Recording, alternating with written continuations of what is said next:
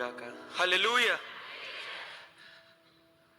మీలో ఎంతమంది దేవుని ప్రసన్న అనుభవించారండి ఇప్పుడు ఆరాధనలో? ఒకసారి దేవాదేవుని గట్టిగా స్తుతులు స్తోత్రాలు చెల్లిస్తారా? Hallelujah, hallelujah. What a privilege and what an honour. ఎంత గొప్ప ధన్యత, ఎంత గొప్ప భాగ్యం అండి మనందరికీ. అంత గొప్ప దేవుని ఆరాధించే భాగ్యాన్ని ఆయన మనకిచ్చాడు. What else do we need more than that? ఆయన ఆరాధించే ఆ భాగ్యానికన్నా మన బ్రతుకులకి ఏం కావాలంటే? ఈ లోకంలో ఉండే ఘనత, పేరు చిటికలో మాయమైపోతాయి మనం చేసే తప్పులు, పాపాల వల్ల, పొరపాట్ల వల్ల. కానీ ఆయన ప్రసన్నత ఒక్కసారి మనం అనుభవిస్తే ఎప్పటికీ ఆయన విడిచిపెట్టలేదు. దాన్ని బట్టి ఆయనకి ఎన్నో వందనాలు తెలియజేస్తున్నాను. నాకు ఈ అవకాశం ఇచ్చిన దైవజనులు పాస్టర్ శామ్యుల్ కర్మోజీ గారికి, సుష్మిత కర్మోజీ గారికి నా నిండు వందనాలు తెలియజేస్తున్నాను.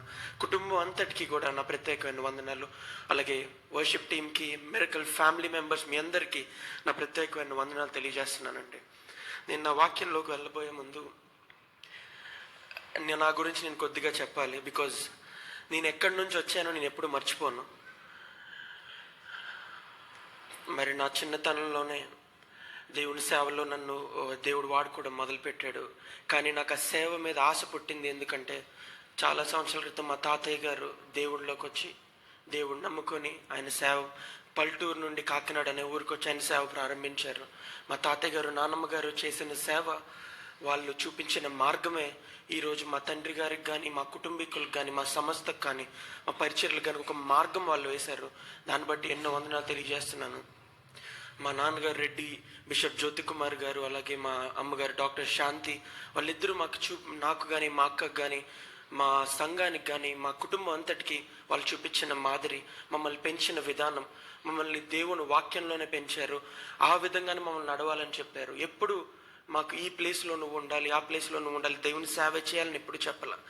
కానీ ప్రార్థన ద్వారా మాకు ఆ సేవాశక్తి మాలో కలిగించారు. వారు జీవించే జీవితం బట్టి వాళ్ళని చూసి ఉంటే మా నాన్నగారిలా అవ్వాలి లేదా మా అమ్మగారిలా అవ్వాలనే చిన్నప్పటి నుంచి ఒక ఆశ. అందరికీ ఎవరినో చూసి ఇన్స్పైర్ అవుతూ ఉంటారు, కానీ నేను ఎప్పుడు ఇన్స్పైర్ అయ్యేది మా నాన్నగారిని చూసే.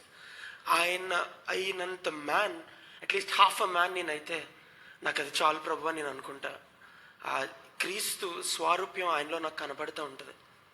ఆయన మాట్లాడే మాట తీరు కానీ, ఆయన చెప్పే బోధలు కానీ. I'm trying to be a man at least half as him, and I'm trying to be like Christ. క్రీస్తు స్వారూప్యంలో మనం మారడానికి ప్రతి ఒక్కరు మనం ప్రయత్నించాలి. నేను ప్రయత్నిస్తున్నట్టే. మనందరం కూడా వర్క్ ఇన్ ప్రోగ్రెస్ అండి. చాలామంది నేను క్రైస్తవుని అని చెప్పుకుంటారు, సంపూర్ణ క్రైస్తవుని అని చెప్పుకుంటారు. Nobody can be like Christ. క్రైస్తవుడు అంటే క్రీస్తుని పోలి జీవించేవాడు క్రైస్తవుడు అంటారు.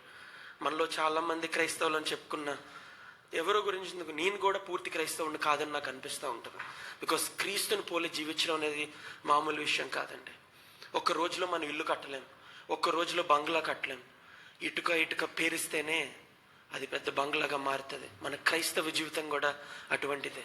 రోజు క్రీస్తుని పోలి మనం ప్రయాణం చేస్తా, క్రీస్తుని పోలి మన జీవితాన్ని కట్టుకుంటూ వెళ్తే అట్ వన్ డే ఆయన రాకడ ఆలస్యమై ఒక్క రోజు వస్తే కనుక, ఒక్క రోజైనా క్రీస్తుని పోలి 24 గంటలు మనం జీవించగలిగితే మన జీవితం ధన్యమైపోతుందండి. హల్లెలూయా. అండ్ అద్భుతమైన ఆరాధన మార్నింగ్ సర్వీస్లో జరిగింది. దేవుడు బలంగా వాడుకున్నాడు. దానికే దేవునికి ఎన్నో వందనాలు. అండ్ ఆల్రెడీ మీలో చాలామంది ఆ వాక్యం వినేశారని నాకు తెలుసు. సో నేను కొత్త వాక్యంతో మీ ముందుకు వచ్చాను.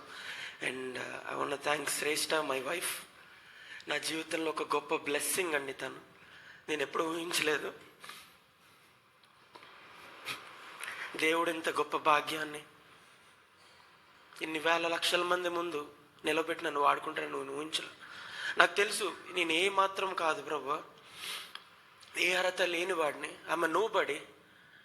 కానీ ఇంత ఎత్తైన కొండను నన్ను ఎక్కించావు ప్రభు అని నేను దుఃఖపడిన రోజు లేదండి.